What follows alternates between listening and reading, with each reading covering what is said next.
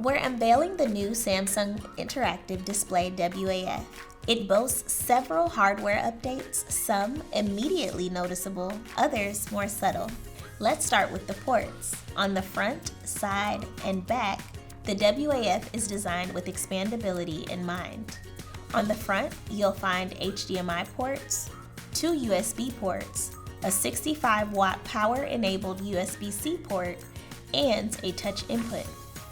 On the back of the board, there is a VGA input, HDMI input and output, Ethernet connection, 2 additional USB ports, another touch input, and an OPS slot. The multiple high-speed USB ports on the front and back of the board can be used for connecting peripherals like USB microphones, webcams, document cameras, and more.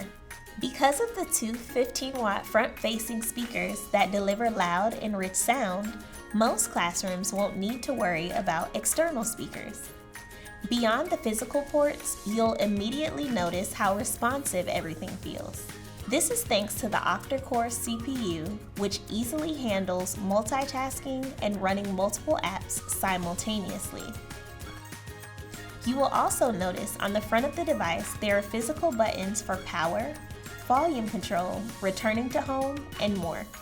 But perhaps the most impressive hardware feature isn't on the board itself, it's something small enough to fit in your pocket. This remote does everything you'd expect, like controlling volume and locking the screen. But here's the kicker.